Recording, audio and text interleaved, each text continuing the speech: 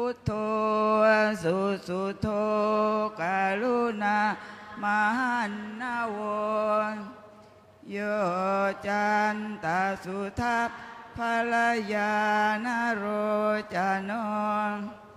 โลกาสปะปุปกิเลสคาทโก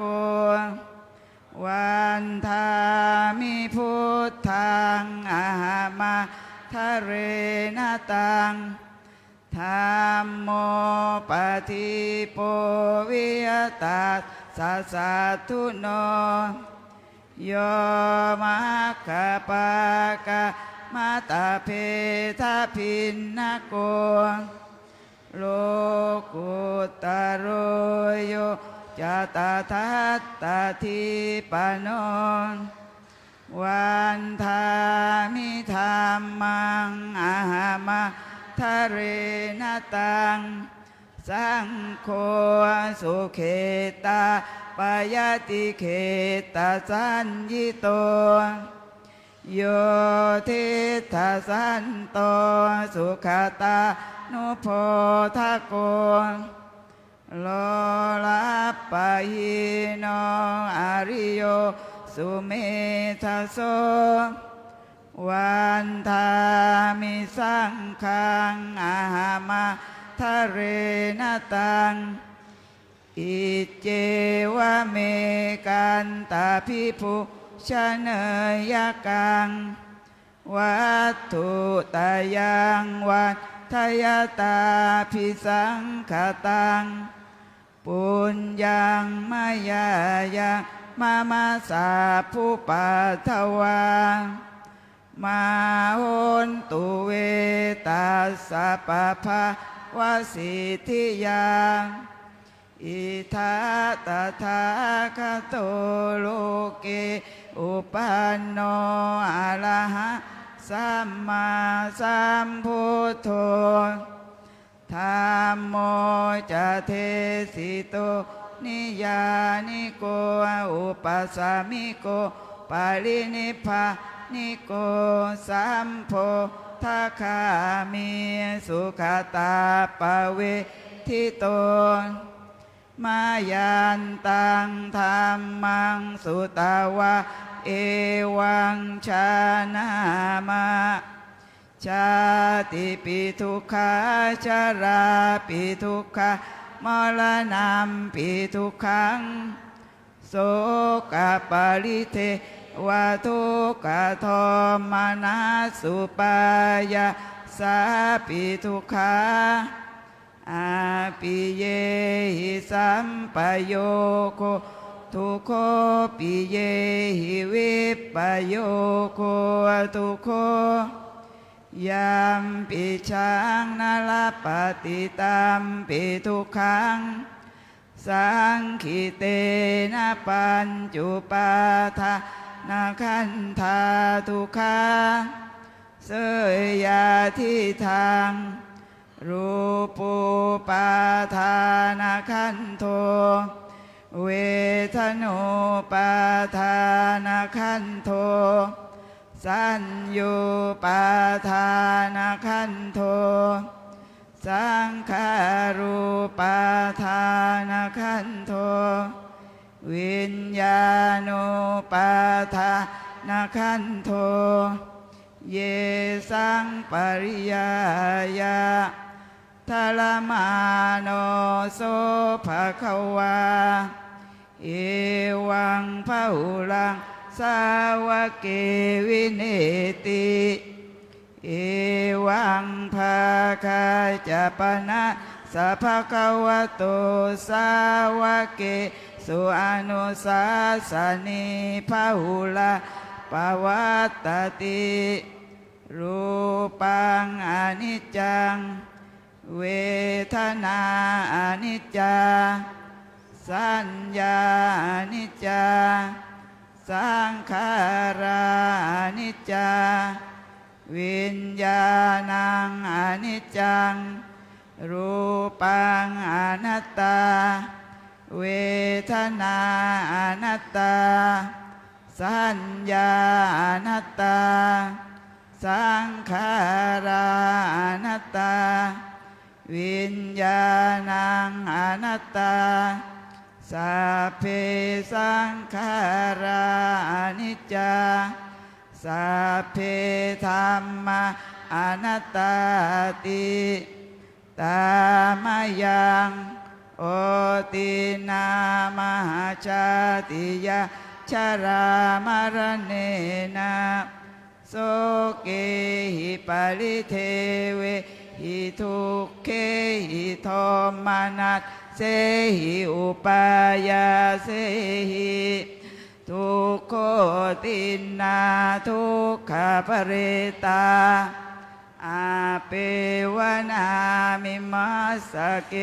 วลาสะทุกขขันธัสสะอันตกิริยาปัญญาเยธา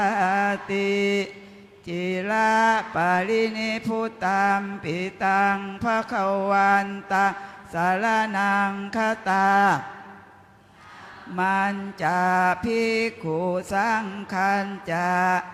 ตัสสะภะคะวะโตสาสนังยะถาสติยะถาพลังมนสิกาโลมาอนุปฏิปัชฌามาสาสาโนปฏิปติอิมาสเก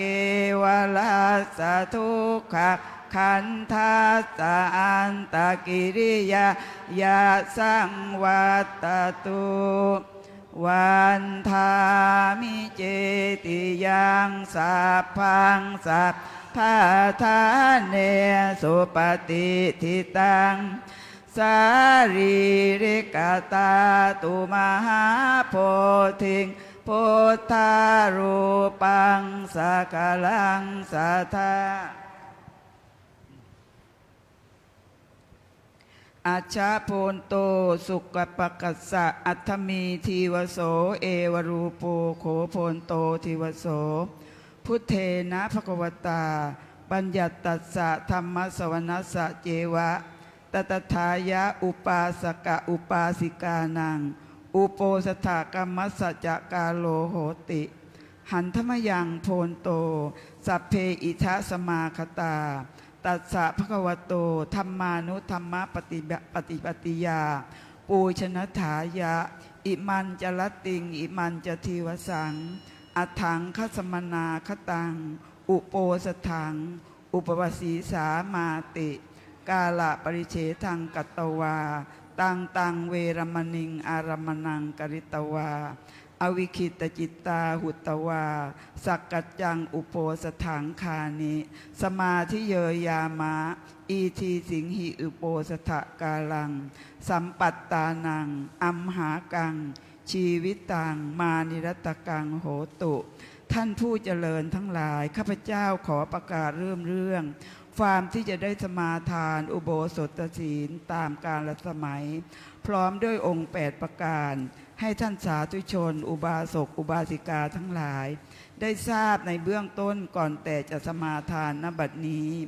ด้วยวันนี้เป็นวันอัฐมีดิถีที่ขึ้น8ค่ำเดือน10แห่งสุกปักมาถึงแล้วก็แลวันเช่นนี้ท่านสาธุชนอุบาสกอุบาสิกาทั้งหลายจะได้ฟังธรรม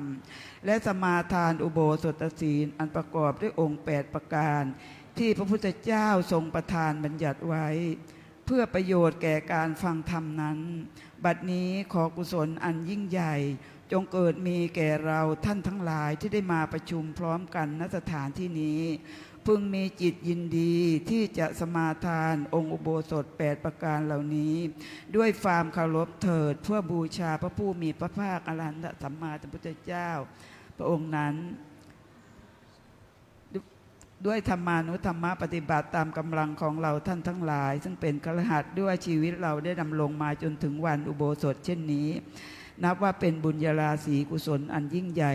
อย่าได้ปล่อยเวลาให้ล่วงเลยไปโดยเปล่าปราศจากประโยชน์เลยอันทานศีลภาวนาอย่าเลยละอุตสาหะสืบสร้างทางสวรรค์กุศลส่งคงนิพพานไม่นานคลันเกษมสันต์แสนสุขสิ้นทุกภัยนิพพานังปรมังสุขขังนิพพานปัจจโยโหตุ ขอเชิญทุกท่านหันหน้าไปทางพระอาจารย์ผู้เทศน์นะคะกราบพร้อมกัน3 ครั้งและสมาทานอุโบสถนะคะกราบ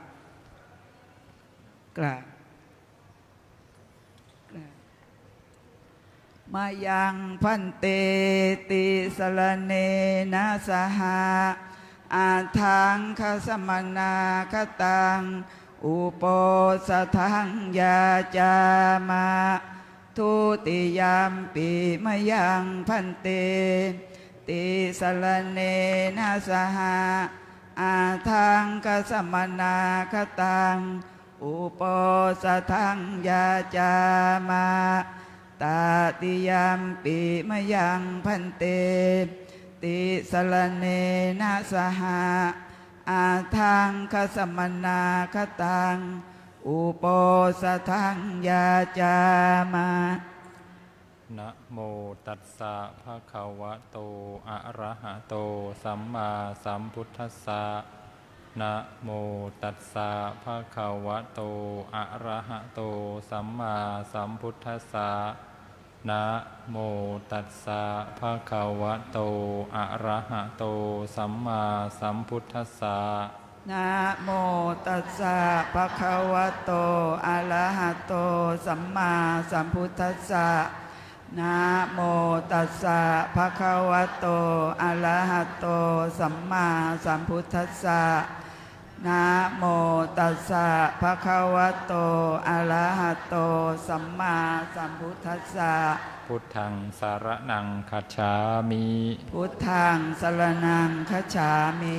ข้าพระเจ้าถึงซึ่งพระพุทธเจ้าข้าพระเจ้าถึงซึ่งพระพุทธเจ้า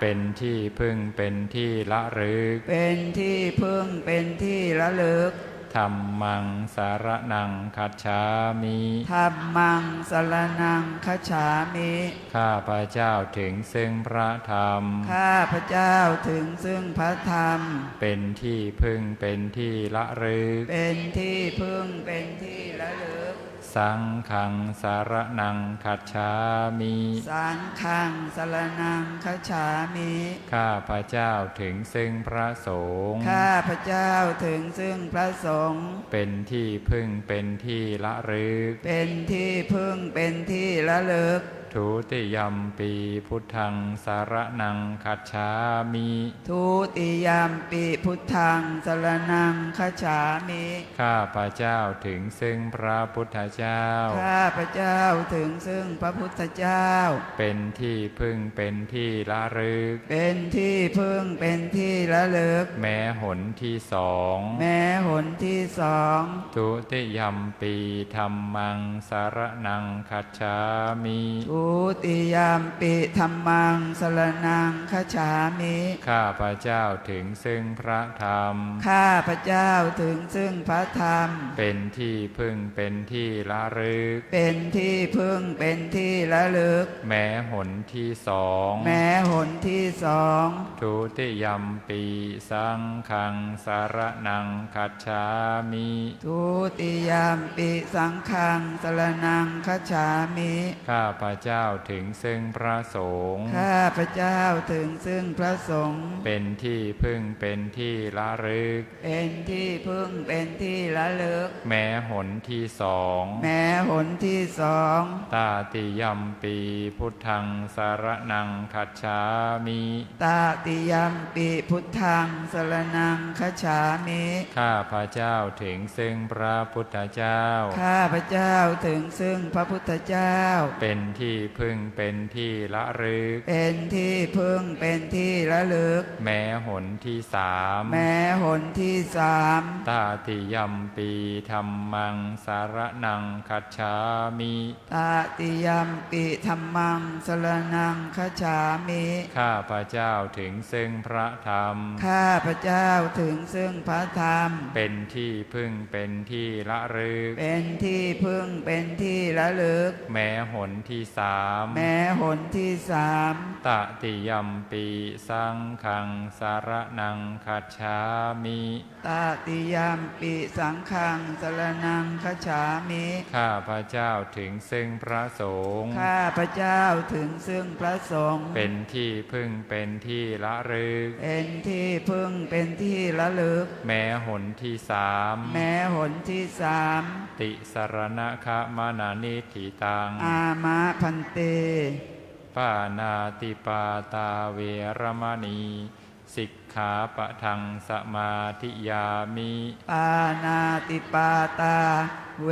ระมณีสิกขาปะทังสมาธิยามิ ข้าพระเจ้าสมาทานสิกขาบท ข้าพระเจ้าสมาทานสิกขาบท คือเว้นจากการทำสัตว์ที่มีชีวิตให้ตกล่วงไป คือเว้นจากการทำสัตว์ที่มีชีวิตให้ตกล่วงไป ด้วยกายหรือวาจา ด้วยกายหรือวาจา อทินนาทานาเวรมณีสิกขาปะทังสมาธิยามิ อทินนาทานา เวระมณีสิกขาปะทังสมาธิยามิ ข้าพระเจ้าสมาทานสิกขาบท ข้าพระเจ้าสมาทานสิกขาบท คือเว้นจากการถือเอาพัสดุ คือเว้นจากการถือเอาพัสดุ อันบุคคลอื่นห่วงห้าม อันบุคคลอื่นห่วงห้าม อพรหมจริยาเวรมณีสิกขาปะทังสมาธิยามิ อพรหมจริยา เวระมณีสิกขาปะทังสมาธิยามิ ข้าพระเจ้าสมาทานสิกขาบท ข้าพระเจ้าสมาทานสิกขาบท คือเว้นจากการประพฤติผิด คือเว้นจากการประพฤติผิด มิใช่กิจพรหมจรรย์ มิใช่กิจพรหมจรรย์ มุสาวาทาเวรมณีสิกขาปะทังสมาธิยามิ มุสาวาทา เวระมณีสิกขาปะทังสมาธิยามิ ข้าพระเจ้าสมาทานสิกขาบท ข้าพระเจ้าสมาทานสิกขาบท คือเว้นจากวาจาที่กล่าวเท็จไม่จริง คือเว้นจากวาจาที่กล่าวเท็จไม่จริง ล่อลวงผู้อื่น ล่อลวงผู้อื่น สุราเมรยะมัจจปมาทฐานาเวรมณีสิกขาปะทังสมาธิยามิ สุราเมรยะมัชฌะปมาตฐานา เวระมณีสิกขาปะทังสมาธิยามิ ข้าพระเจ้าสมาทานสิกขาบท ข้าพระเจ้าสมาทานสิกขาบท คือเว้นจากเหตุเป็นที่ตั้งแห่งความประมาท คือเว้นจากเหตุอันเป็นที่ตั้งแห่งความประมาท คือดื่มน้ำที่ทำผู้ดื่มให้เมา คือดื่มน้ำที่ทำผู้ดื่มให้เมา กล่าวคือสุราและเมรัย กล่าวคือสุราและเมรัย วิกาละโภชนาเวรมณีสิกขาปะทังสมาธิยามิ วิกาลโภชนา เวระมณีสิกขาปะทังสมาธิยามิ ข้าพระเจ้าสมาทานสิกขาบท ข้าพระเจ้าสมาทานสิกขาบท คือเว้นจากการบริโภคอาหารในเวลาอันผิด คือเว้นจากการบริโภคอาหารในเวลาอันผิด ตั้งแต่พระอาทิตย์เที่ยงแล้วไป ตั้งแต่พระอาทิตย์เที่ยงแล้วไป จนถึงอรุณขึ้นมาใหม่ จนถึงอรุณขึ้นมาใหม่ นัจจาคีตะวาทิตะวิสุกะทัสนะ มาราคันทะวิเลปนะธารณะมันธนะวิภูสนัฏฐานา เวรมณีสิกขาปะทังสมาธิยามิ นาจะคีตะวาทิตะวิสุกทัสนะ มาลาคันทาวิเลปนะทารณะมันดนะวิภูสนฐานา เวระมณีสิกขาปะทังสมาธิยามิ ข้าพระเจ้าสมาทานสิกขาบท ข้าพระเจ้าสมาทานสิกขาบท คือเว้นจากการดูฟ้อนรำขับร้อง คือเว้นจากการดูฟ้อนลำขับร้อง และประโคมเครื่องดนตรี และประโคมเครื่องดนตรี บรรดาเป็นข้าศึกแก่กุศล บรรดาเป็นข้าศึกแก่กุศล และทัดทรงตกแต่งประดับประดาร่างกาย และทัดทรงตกแต่งประดับประดาร่างกาย ด้วยดอกไม้ของหอม ด้วยดอกไม้ของหอม และเครื่องรูปไร้ให้เกิดยั่วยวนต่างๆ และเครื่องรูปไล้ให้เกิดยั่วยวนต่างๆ อุจจาสยนะมหาสยนาเวรมณีสิกขาปะทังสมาธิยามิ อุจจาสยนะมหาสยนา เวรมณีสิกขาปะทังสมาธิยามิ ข้าพระเจ้าสมาทานสิกขาบท ข้าพระเจ้าสมาทานสิกขาบท คือเว้นจากที่นั่งและที่นอนอันสูงใหญ่ คือเว้นจากที่นั่งและที่นอนอันสูงใหญ่ ภายในใส่นุ่นและสำลี ภายในใส่นุ่นและสำลี อิมังอาทังคะสมนาคตัง อิมังอัฏฐังคะสมนาคตัง พุทธปัญญาตังอุโปสถัง พุทธบัญญัติตังอุโปสถัง อิมันจะรัตติงอิมันจะทิวสัง อิมันจะลัตติงอิมันจะทีวสัง สัมมาเทวะอภิรักขิตุงสมาธิยามิ สัมมาเจวะอภิรักขิตุงสมาธิยามิ ข้าพระเจ้าสมาทานอุโบสถ ข้าพระเจ้าสมาทานอุโบสถ อันพระพุทธเจ้าทรงบัญญัติไว้ อันพระพุทธเจ้าทรงบัญญัติไว้ ประกอบไปด้วยองค์8ประการนี้ ประกอบไปด้วยองค์8ประการนี้ เพื่อจะรักษาไว้ด้วยดี เพื่อจะรักษาไว้ด้วยดี มิให้ขาดมิให้ทำลาย ไม่ให้ขาดไม่ให้ทำลาย ตลอดวันหนึ่งคืนหนึ่งณเวลาวันนี้ ตลอดวันหนึ่งคืนหนึ่งณเวลาวันนี้ อิมานิอัฏฐสิกขาปทานิอุโปสถศีละวเสนะสาธุกังกัตตวาอัปมาเทนะรักขิตภานิ อามะพันเต ปานังนาหันเยนะจาทินนะมาทิเย มุสานภาเสนะจามัชฌโปสิยาอะพรัมมจาราวิรมายเมถุนารัตติงนพุญชัยวิกาลโภชนังมารังนาทาเลนะจคันธมาจาเรมันเจชมายังวสเยทสันทเตเอตันหิอาทังคิกามาหุโปสัทังพุทเทนะทุกขันตคุณาปกาสิตังตัสมาหิตุมเหปิอีธานิสัพเพยะถาสมาทินนามิมังอุโปสัทังเอกัมปิอักขังอวีติกมิตวาสัทธาสัทธารักขตาอัปปมัตตาสีเลนะสุขติงยันติ สาธุ สีเลนะโภคาสัมปทา สาธุ สีเลนะนิพุติงยันติตัสมาสีลังวิโสทาเย สาธุ พระมาจโลกาเทปติสัมปติกาดอ่านเฉลีอ่านทิวรังอายาจะทาสันติทัสสันตาปาราชา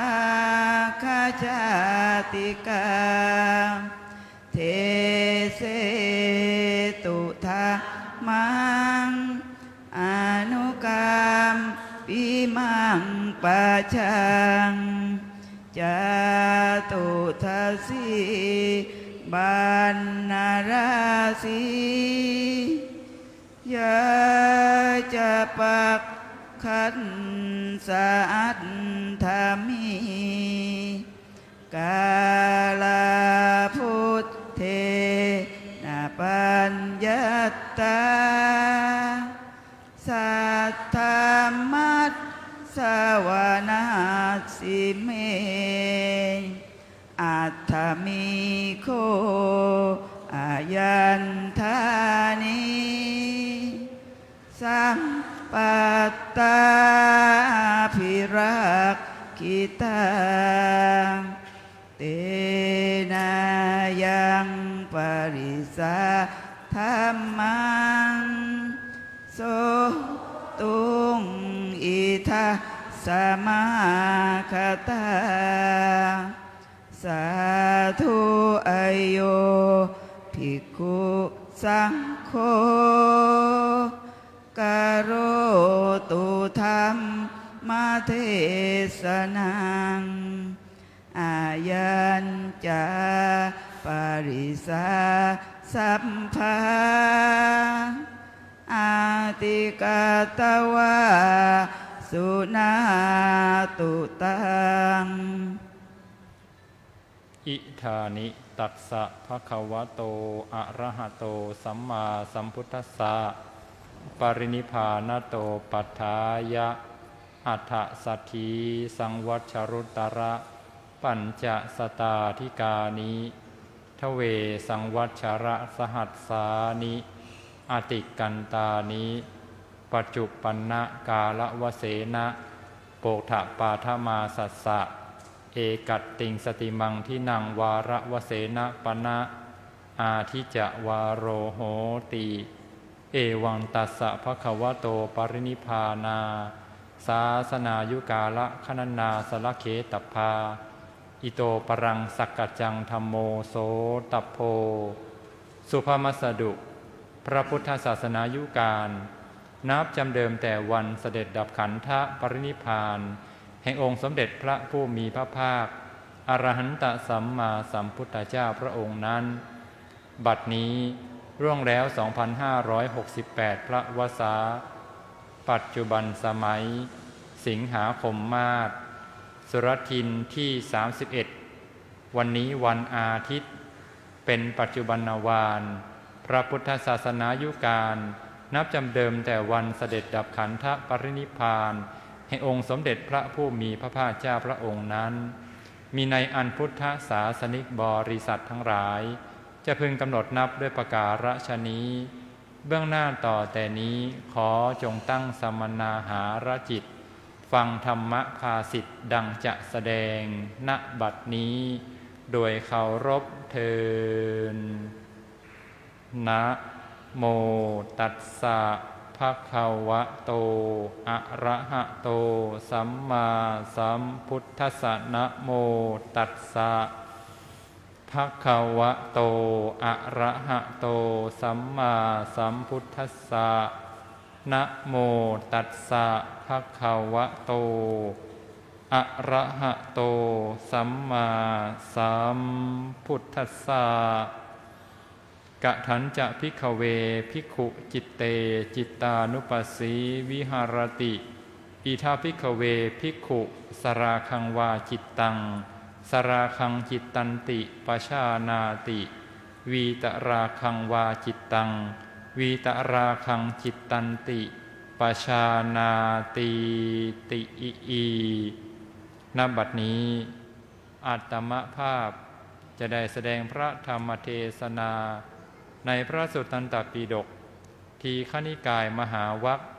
มหาสติปัฏฐานสูตรว่าในเรื่องจิตตานุปัสสนา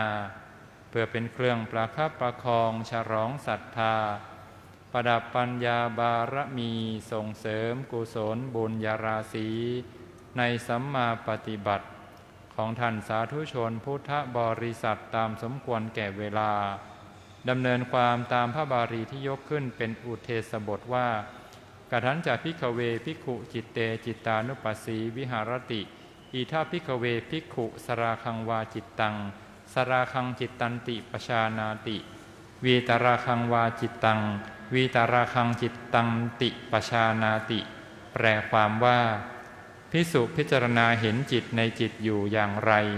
คือภิกษุในธรรมวินัยนี้จิตมีราคะก็รู้ชัดว่าจิตมีราคะจิตปราศจากราคะก็รู้ชัดว่าจิตปราศจากราคะอาตมาภาพจะได้แสดงพระธรรมเทศนาต่อเนื่องจากครั้งที่แล้วที่ได้แสดงในเรื่องของเวทนานุปัสสนาคือการมีสติระลึกรู้ดูความเป็นไปของเวทนา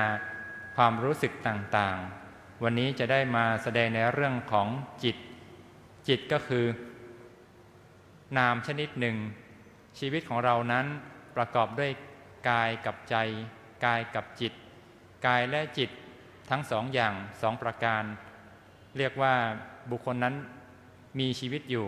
ถ้าปราศจากจิตแล้วมีแต่กายก็เป็นเพียงบุคคลที่ตายไม่มีประโยชน์อันใดแต่เมื่อมีกายกับจิตจึงเรียกว่าผู้มีชีวิตอยู่จิตนั้นมีความสำคัญมากจิตนี้ถ้าเราฝึกไว้ดีเขาก็จะนำประโยชน์สุขมาให้แต่ว่าถ้าจิตนั้นเราไม่ฝึกไว้หรือตั้งไว้ผิดจิตนั้นก็จะนำโทษทุกข์มาให้มนุษย์เราเกิดมา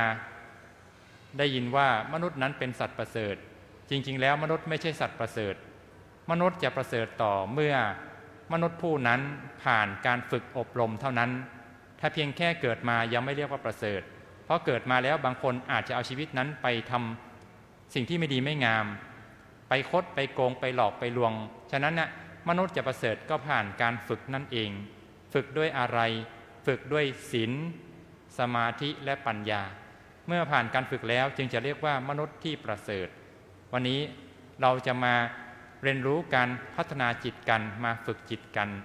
จิตนั้นมีหลากหลายประเภทด้วยกันเมื่อนักปฏิบัตินักภาวนาจะกำหนดรู้จิตก็ให้เริ่มจากกำหนดรู้ฐานกายก่อนฐานกายนั้นเป็นฐานที่จับต้องได้ง่ายรู้ได้ง่ายเห็นได้ชัด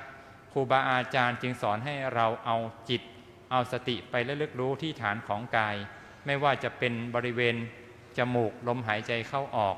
หรือมาดูที่ลมในท้องพองท้องยุบเป็นต้นหรือจะดูอาการนั่งอาการถูก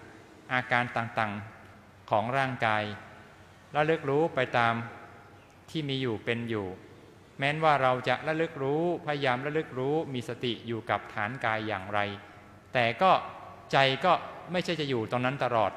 ใจอาจจะคิดออกไปข้างนอกแวบออกไปเรื่องนั้นแวบออกไปเรื่องนี้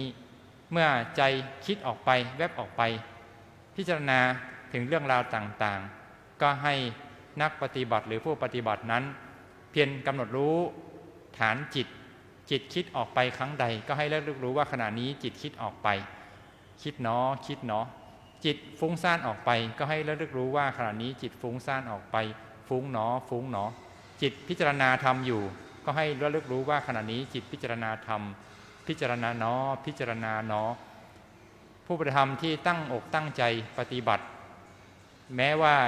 จิตจะคิดออกไปอย่างไรก็กำหนดรู้จิตที่คิดออกไปเสียไม่ปล่อยให้คิดออกไปเรื่อยๆจิตนี้มีความพิสดารมากถ้าเราปล่อยให้เขาคิดไปเรื่อยๆเขาก็จะคิดไม่มีวันหมดสิ้นแม้ว่าจะนั่งหลับตานั่งลงไปทั้งชั่วโมง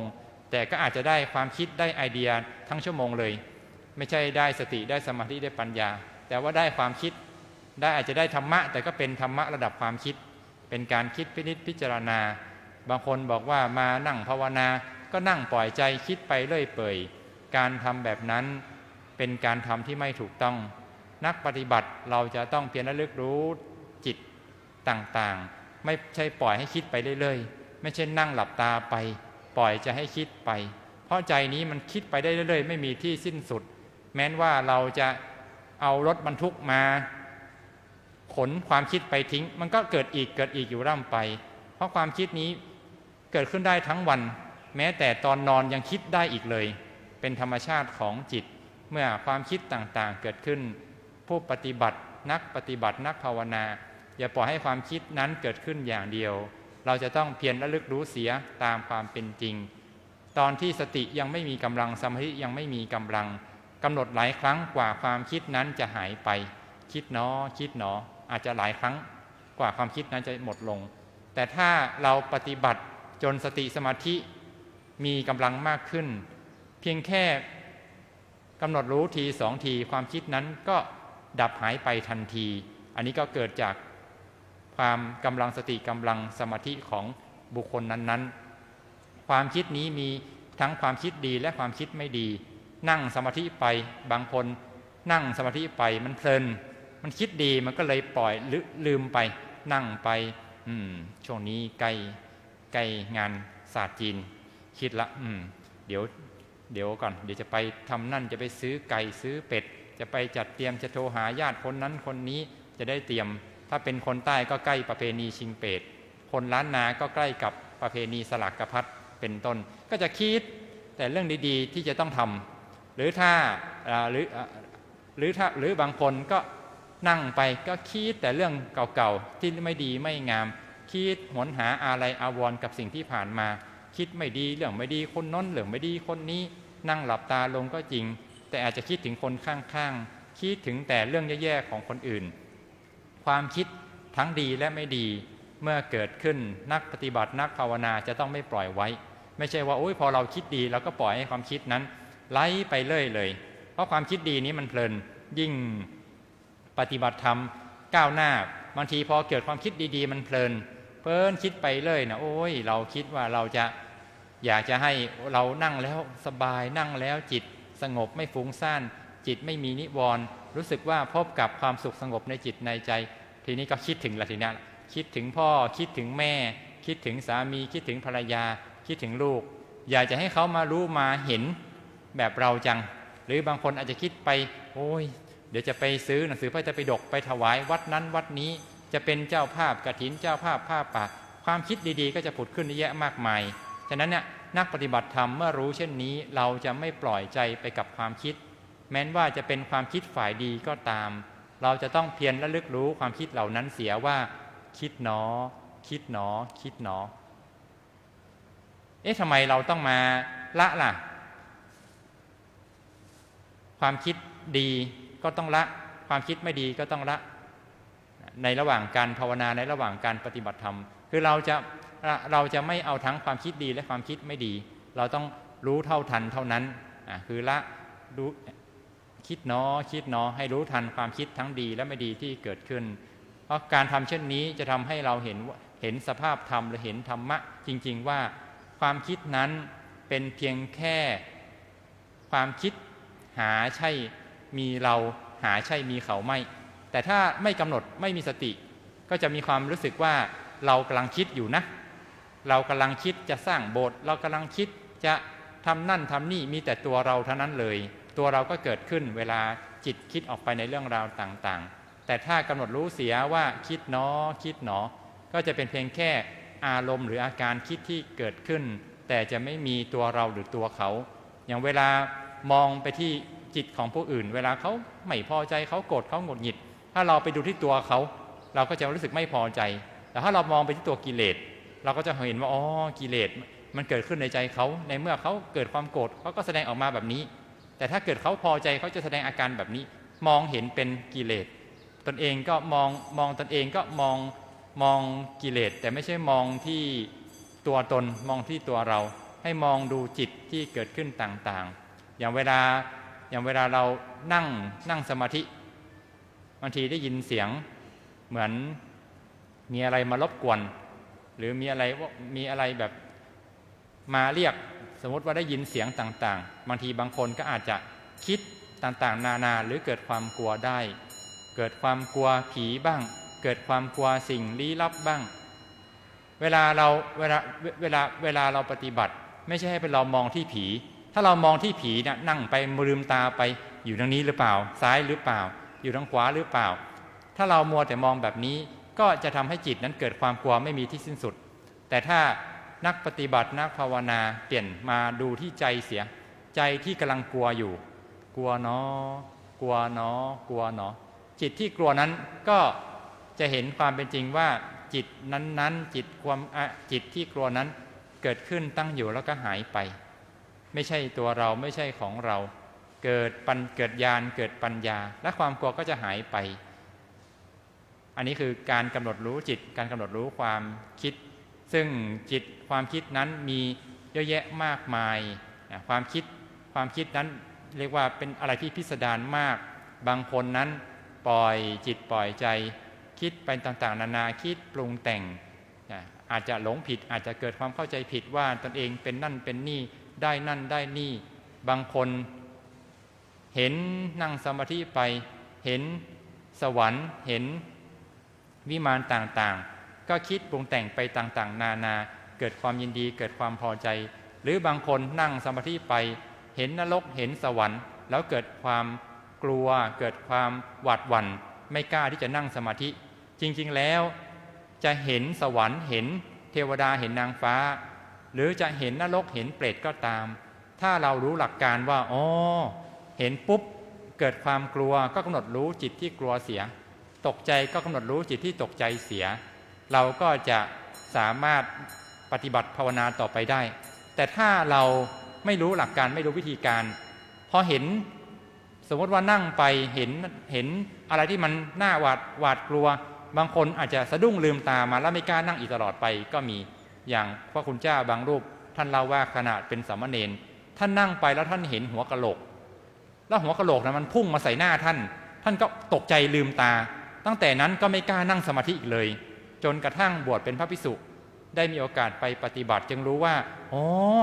เห็นก็สักว่าเห็นแล้วเกิดความตกอกตกใจก็ตกใจไปไม่ใช่ว่าสะดุ้งแล้วก็กลายเป็นลืมตากลายเป็นไม่อยากนั่งสมาธิอีกเลยเพราะหลายคนมีอาการแบบนี้บางคนไปนั่งสมาธิเจออาการแบบนี้ตกใจกลัวไม่กล้าที่จะนั่งสมาธิอีกเลยบางคนไม่กล้าแม้กระทั่งจะหลับตาเพราะหลับตาครั้งใดความคิดเดิมๆก็จะกลับมาเป็นสัญญาเก่าๆจริงๆแล้วหลักการภาวนานั้นเมื่อเกิดอาการเห็นผีเห็นเทวดาเห็นนางฟ้าเห็นสวรรค์เห็นวิมานเห็นสิ่งดีๆต่างๆก็ตามหรือเห็นผีเห็นเปรตเห็นยักษ์เห็นมารเห็นสิ่งเหล่านี้เมื่อเห็นแล้วเกิดความดีใจเสียใจเกิดความชอบใจพอใจหรือเกิดความตกอกตกใจเกิดความกลัวก็ให้นักปฏิบัตินักภาวนาเข้าไประลึกรู้ที่จิตนั้นๆที่เกิดขึ้นจิตเหล่านั้นเมื่อเราเข้าไประลึกรู้เสียเราก็จะเห็นเป็นธรรมชาติว่าความกลัวก็ดีความดีใจก็ดีจิตเหล่านั้นไม่เที่ยงไม่ใช่ตัวไม่มีตัวไม่มีตนมีแล้วหายไปเกิดขึ้นมาแล้วก็ตั้งอยู่แล้วก็หายไปหาใช่มีตัวเราหาใช่มีตัวเขาไม่ใช่ตัวเราไม่ใช่ของเราจะเกิดญาณจะเกิดปัญญาจะเกิดความรู้ขึ้นมาแบบนี้แต่ถ้าไม่กำหนดรู้เสียจะกลายเป็นจิตตกขวัญผวาใจสั่นไม่กล้าที่จะนั่งสมาธิต่อไม่กล้าที่จะนั่งสมาธิคนเดียวกลายเป็นจิตที่มันฝังไปด้วยความหวาดกลัวหวาดระแวงทำให้พลาดโอกาสที่จะปฏิบัติที่จะภาวนาแต่ถ้าเรารู้หลักรู้วิธีการปฏิบัติภาวนาอย่างถูกต้องแล้วก็กำหนดรู้ความกลัวเสียกำหนดรู้ความดีใจความพอใจความชอบใจเหล่านั้นเสียจิตเหล่านั้นก็จะหายไปเกิดญาณเกิดปัญญาขึ้นมาบางทีบางครั้งนั่งสมาธิไปเกิดทุกขเวทนาคือความเจ็บความปวดพอเกิดอาการแบบนี้ขึ้นมาผู้ปฏิบัติก็จะเจิดจิตไม่ชอบให้เจ็บไม่ชอบให้ปวดไม่ชอบให้มันเมื่อยไม่ชอบจิตแบบนี้ผู้ปฏิธรรมมักจะลืมกำหนดไปก็จะทำตามใจตัวเองคือพอปวดปุ๊บก็หาวิธีการละลืมตาหน่อยพระอาจารย์ไม่อยู่ขยับได้นะขยับปั๊บนะพระอาจารย์ไม่เห็นไม่สมควรทำแบบนั้นเราควรที่จะกำหนดรู้จิตที่ไม่ชอบความไม่ชอบความไม่พอใจในความปวดความเจ็บนั้นเสียเพราะเราไม่ไประลึกรู้จิตไงเราจะกำหนดรู้แต่พองหนอยุบหนอจะกำหนดรู้แต่ปวดหนอเจ็บหนอแต่เมื่อจิตเกิดความไม่ชอบใจเกิดความไม่พอใจในเวทนาในความเจ็บความปวดในความเมื่อยเหล่านั้นก็ไม่รู้ตัวไม่รู้ทันเกิดอาการคันขึ้นมาก็ไม่รู้ตัวว่าตัวเองไม่ชอบอาการคันรีบเรียกว่ารีบแก้ไขโดยการยกมือขึ้นเกาทันทีเนี่ยถ้าเรากำหนดรู้ทันจิตก่อนว่าคันหนออย่าเกาหนอมือก็จะไม่ยกขึ้นมาเกาทันทีละเพราะว่าตอนนี้รู้ทันจิตแล้วรู้ทันว่าใจเนี่ยอยากเกาอยากเอามือไปเกามากเลยแต่มันทำไม่ได้เพราะเวลานั่งสมาธินั้นต้องนั่งนิ่งๆถ้าเรามัวแต่ขยับบิดซ้ายทีบิดขวาทียืดทีมันจะต่างอะไรจากเรากับเราอยู่บ้านนั่งดูหนังดูละครเวลาเราเมื่อยแล้วก็บิดซ้ายบิดขวายืดไม่ต่างกันก็ทำให้เสียสมาธิทำให้การปฏิบัติธรรมชักช้าไม่ก้าวหน้าแต่ถ้าเรากำหนดรู้ใจอารมณ์เหล่านั้นเสียไม่ชอบหนอไม่พอใจหนอ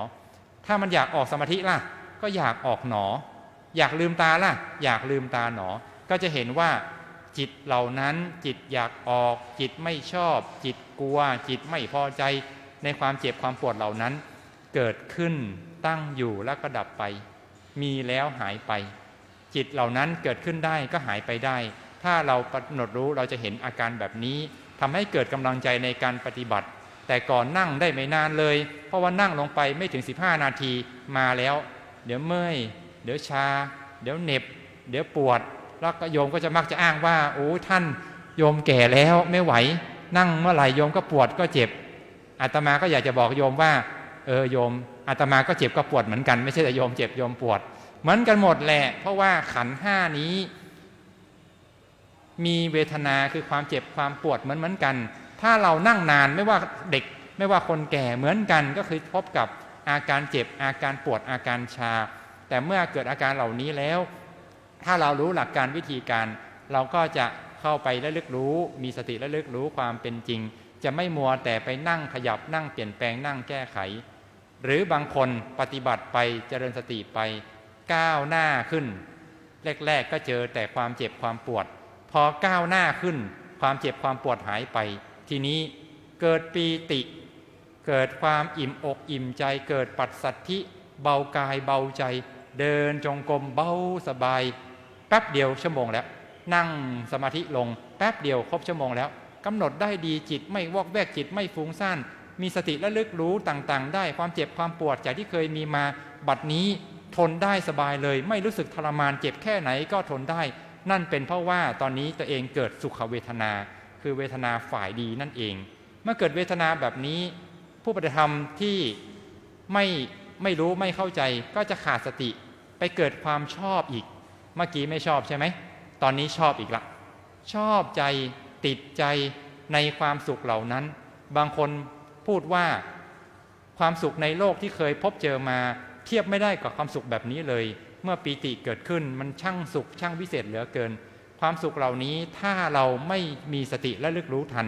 จะทำให้นักปฏิบัติเกิดความชอบเกิดความหลงไหลเกิดความอยากได้ทีแรกมันเป็นของจริงแหละเกิดจากสมาธิแต่ต่อมาจิตชอบจิตหลงไหลจิตอยากได้นั่นเป็นตัณหาตอนนี้ตัณหาเกิดแล้วเราจะต้องระลึกรู้ถึงความชอบความพอใจความยินดีในอารมณ์ดีๆเหล่านั้นเสียเมื่อเกิดความชอบในปีติอยากได้อีกนั่งแล้วเมื่อกี้ได้ปีตินั่งแล้วนิ่งนั่งแล้วสงบออกมาเดินจงกรมรอบสองไม่ได้เหมือนเดิมจิตอยากได้อีกนั่นแหละกำหนดรู้ทันทีเลยชอบหนอพอใจหนออยากได้หนออยากเห็นหนออยากรู้สึกหนอนั่นคือตัณหาที่เกิดขึ้นแล้วเราเพียรกำหนดรู้ไปเช่นนี้ก็จะทำให้เราเห็นจิตตามความเป็นจริงว่าจิตนั้นประกอบด้วยตัณหาจิตที่ประกอบด้วยตัณหานั้นเกิดขึ้นตั้งอยู่แล้วก็ดับไปเป็นปัญญาขึ้นมาทำให้เราไม่หลงยินดีพอใจไปกับอารมณ์ดีๆหรือสภาวธรรมดีๆเมื่อปฏิบัติไปมากขึ้นจนกระทั่งก้าวหน้าขึ้นไปอีกก็จะเจออุเบกขาเวทนาอุเบกขาเวทนานี้เป็นเวทนาที่มีความละเอียดมากกว่าสุขเวทนาหรือทุกขเวทนาถ้าปฏิบัติธรรมก้าวหน้ามากๆก็จะเจอกับอุเบกขาเวทนาเมื่อเจออุเบกขาเวทนาแล้วไม่มีสติและลึกรู้อาจจะเกิดความติดอกติดใจมากได้เพราะอุเบกขาเวทนานั้นเมื่อเกิดขึ้นแล้วจะทำให้ผู้ปฏิบัติธรรมไม่หวั่นไหวทั้งต่ออารมณ์ดีและไม่ดีเช่นสมมติว่าได้ยินข่าวเรื่องราวที่น่าเศร้าน่าตกอกตกใจก่อนหน้านี้เมื่อได้ยินแบบนี้จะตกอกตกใจมากแต่พอเกิดอุเบกขาเวทนาแล้วจิตจะวางเป็นกลางวางใจเป็นกลางคือไม่ยินดีไม่ยินร้ายเมื่อได้ยินข่าวเมื่อได้ยินข่าวดีเมื่อได้ยินข่าวดีเรื่องนั้นเรื่องนี้จิตก็จะไม่ยินดีไม่ตื่นเต้นไปตามนั่นเพราะว่าเราปฏิบัติจนจิตสามารถวางใจเป็นกลางเมื่อเกิดจิตประเภทนี้เกิดขึ้นอะไรเข้ามาก็จะระลึกรู้ได้ง่ายหมดเลยเพราะว่าวางใจเป็นกลางต่อทุกอย่างที่เข้ามาทั้งดีและไม่ดีจิตจะไม่หวั่นไหวเลยเจอความเจ็บเจอความปวดก็ไม่สะดุ้งไม่ตกอกตกใจเจออารมณ์ใดก็ตามแม้แต่เห็นคนที่ไม่ชอบต่อหน้านี้เห็นที่คนที่ไม่ชอบรู้สึกหงุดหงิดรำคาญแต่พออุเบกขาเวทนาเกิดขึ้นเฉยๆอยู่ก็ได้ไม่อยู่ก็ได้เห็นก็ได้ไม่เห็นก็ได้ทำให้ผู้ปฏิบัติธรรมนั้นเกิดความชอบใจในอารมณ์แบบนี้สภาพแบบนี้ โอ้ดีจังเรานี่มีอารมณ์ที่มั่นคงเจอเรื่องราวใดใจของเราก็ไม่หวั่นไหวได้ฟังข่าวร้ายจิตก็ไม่ตกได้ฟังข่าวดีใจก็ไม่ฟูไม่หลงไปกับข่าวเหล่านั้นเกิดความพอใจอีกละอันนี้เป็นกิเลสอย่างลึกซึ้งมากเราก็ต้องเพียรระลึกรู้จิตเหล่านั้นเสียมาเกิดความยินดีพอใจชอบใจในอุเบกขาเวทนาก็ให้นักปฏิบัตินักภาวนาเพียรระลึกรู้ความเป็นไปของจิตนั้นๆชอบหนอพอใจหนอยินดีหนอตามความเป็นจริงเมื่อระลึกรู้เช่นนี้ก็จะเห็นตามความเป็นจริงว่าทั้งทุกขเวทนาสุขเวทนาและอุเบกขาเวทนานั้นเป็นเพียงแค่เวทนาหาใช่เราหาใช่เขาไม่มีอนิจจังคือไม่เที่ยงเป็นทุกข์คือไม่สามารถคงอยู่ในสภาพเดิมเป็นอนัตตาคือไม่ใช่ตัวเราไม่ใช่ของเราเกิดญาณปัญญาขึ้นมาตั้งใจปฏิบัติไปก็จะเจริญก้าวหน้าในธรรมไปจนกระทั่งบรรลุถึงมรรคผลนิพพานซึ่งผู้ที่ถึงมรรคผลนิพพานครั้งแรกนั้นเรียกว่าพระโสดาบันพระโสดาบันบุคคลเป็นผู้ที่จะเกิดอีกไม่เกิน7 ชาติก็จะบรรลุธรรมเป็นพระอรหันต์การฝึกจิตการพัฒนาจิตถือว่าเป็นสิ่งที่มีความสำคัญมากในทางพระพุทธศาสนาพระพุทธเจ้าทรงสอนให้เราชาวพุทธหมั่นอบรมจิตหมั่นฝึกจิตหมั่นภาวนากันโดยเฉพาะในสถานการณ์เช่นนี้สถานการณ์ที่เราได้ยินข่าวว่าพระสงฆ์รูปนั้นพระคุณเจ้ารูปนี้มีเรื่องมีราวอย่างนั้นอย่างนี้อย่างโน้นพระพุทธศาสนานั้นสอนให้เราเชื่อมั่นในเรื่องของหลักธรรมคำสอนไม่ได้สอนให้เรายึดติดที่ตัวตนบุคคลสอนให้เรานำเอาหลักธรรมคำสอนนั้นไปประพฤติปฏิบัติตามโดยเฉพาะคำสอนในเรื่องของการภาวนานั้นช่วยได้มากในสถานการณ์เช่นนี้ถ้าเราหมั่นเจริญสติหมั่นเจริญภาวนาบ่อยๆใจของเราก็จะมีความมั่นคงไม่หวั่นไหวแม้ว่าจะได้ยินข่าวเช่นใดเราก็ยังมีศรัทธามั่นคงในพระรัตนตรัยเพราะเราเชื่อในเรื่องของกฎแห่งกรรมทำเช่นไรก็ย่อมได้รับผลเช่นนั้นใครทำดีก็ย่อมได้รับผลดีใครทำไม่ดีก็เป็นเรื่องเฉพาะตัวของบุคคลนั้นไปแต่ไม่ใช่เรื่องของพระศาสนาที่จะมาเสื่อมไปตามบุคคลที่ทำไม่ดีพระศาสนานั้นก็ยังคงงดงามผู้ใดก็ตามน้อมนำคำสอนของพระพุทธเจ้าไปประพฤติปฏิบัติไม่ว่าพระไม่ว่าโยมผู้นั้นก็จะมีจิตใจที่มั่นคงมีจิตใจที่หนักแน่นมีจิตใจที่พร้อมจะเผชิญกับเรื่องราวกับอุปสรรคกับปัญหาต่างๆชีวิตของเราที่เกิดมานั้นย่อมพบเจอกับเรื่องดีบ้างเรื่องไม่ดีบ้างไม่มีใครในโลกนี้เกิดมาแล้วเจอแต่เรื่องดีอย่างเดียวหรือเจอแต่เรื่องร้ายอย่างเดียวเราทุกคนจะต้องผ่านพบกับเรื่องดีและเรื่องร้ายปนเปปะปนกันไปเราจึงจำเป็นต้องมีการฝึกสติฝึกจิตไว้เมื่อเราเจอเรื่องดีๆเราจะได้ไม่หลงไหลเมื่อเราเจอเรื่องแย่ๆเราจะได้ไม่จมปลักเราจะได้ไม่มัวแต่เศร้าโศกเสียอกเสียใจเราจะได้มีสติมีปัญญาในการดำเนินชีวิตการที่จะทำได้เช่นนี้ก็มาจากการฝึกไม่ใช่รอให้เกิดเหตุการณ์เกิดสถานการณ์ก่อนแล้วค่อยมาแก้ไขซึ่งมันยากมากเราควรที่จะเตรียมตัวเตรียมใจก่อนตั้งแต่บัดเดี๋ยวนี้ไม่ใช่รอให้เกิดเรื่องร้ายๆก่อนแล้วค่อยมาเจริญจิตตภาวนามันจะไม่ทันการเอามันใกล้เจ็บหนักป่วยหนักใกล้ตายใกล้เสียชีวิตตอนนั้นตาก็ไม่ดีหูก็ไม่ดีพระพูดอะไรไปก็ไม่เห็นไม่ได้ยินในสิ่งที่พระท่านเทศน์พระท่านสอนแล้วก็ไม่เข้าใจเพราะว่ามันสถานการณ์ไม่อำนวยเสียแล้วเราควรที่จะเจริญภาวนาเสียตั้งแต่ตอนที่เรายังแข้งขาดีตาดีในขณะที่เรายังพูดได้กินได้ทำอะไรได้ในเวลาเช่นนี้เป็นเวลาที่เหมาะเป็นเวลาที่ควรที่เราจะเจริญจิตตภาวนาซึ่งการเจริญจิตตภาวนานั้นไม่ใช่ของยากเลยขอเพียงแต่ให้เรารู้วิธีการปฏิบัติที่ถูกต้องเท่านั้นเอง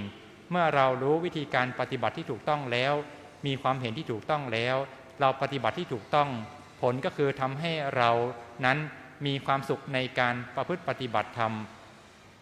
ธรรมจารีสุขังเสติผู้ประพฤติธรรมย่อมอยู่เป็นสุขเมื่อเราประพฤติธรรมปฏิบัติธรรมก็จะทำให้ชีวิตของเรานั้นอยู่อย่างร่มเย็นเป็นสุขอิมินาดังที่ได้ชี้แจงมาแสดงมาในเรื่องจิตตานุปัสสนานั้นก็พอสมสมัยได้เวลาอิมินากตะปุญเยนะด้วยอำนาจคุณความดีที่ท่านทั้งหลายได้บำเพ็ญให้เป็นไปแล้วและคุณพระศรีรัตนตรัยจงอำนวยชัยท่านทั้งหลายมีความสุขเจริญก้าวหน้าในหน้าที่การงานประสบความสำเร็จในกิจการทั้งปวงมีสุขภาพพรรณนามัยแข็งแรงสมบูรณ์ ปราศจากโรคาพยาพาธมาบีทาและขอจงมีความเจริญงอกงามไพบูรณ์ในธรรมขององค์สมเด็จพระศาสดาสัมมาสัมพุทธเจ้ายิ่งขึ้นไปแสดงพระสัทธรรมเทศนามาพอสมควรแก่เวลาขอยุติพระธรรมเทศนาลงคงไว้แต่เพียงเท่านี้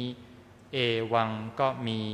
ด้วยประการฉนี้ อันธรรมยังสาธุการังกโรมาเส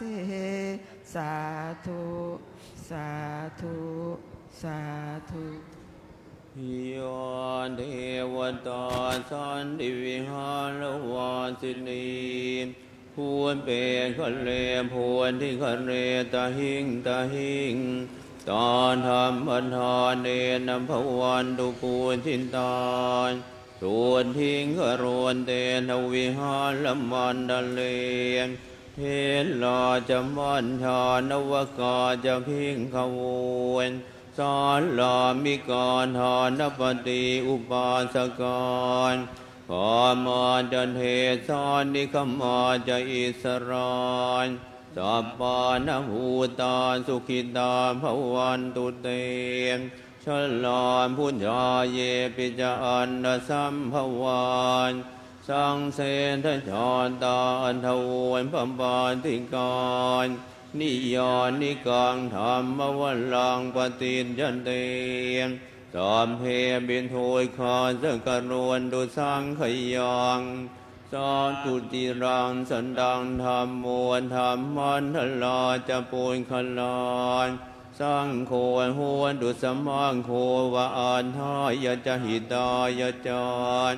อัมเหราคันดุสัทธรรมโมสัพเพปิธรรมจาริโนพุนหิงสัมปาปุณยยามธรรมเมอริยาบาเวนทิเต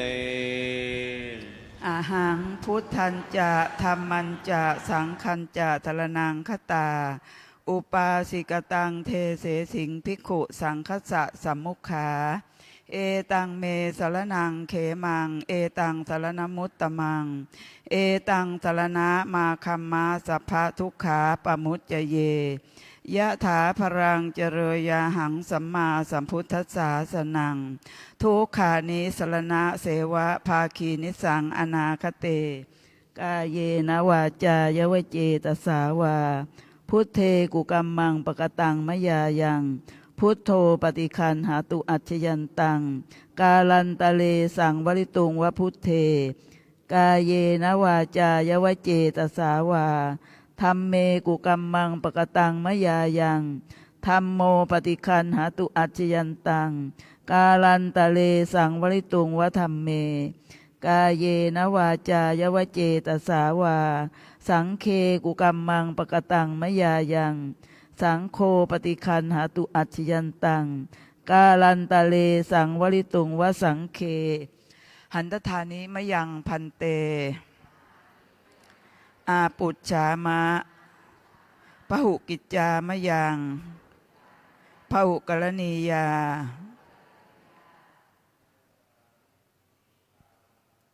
สาธุพันเตพระธรรมเทศนาที่จบลงไปนั้นแสดงโดยพระมหาอานนท์โพธิเมธีสิทธิเมธีปรริยนธรรม9ประโยคผู้ช่วยเจ้าวาดวัดพระเจตุพนผู้อำนวยการ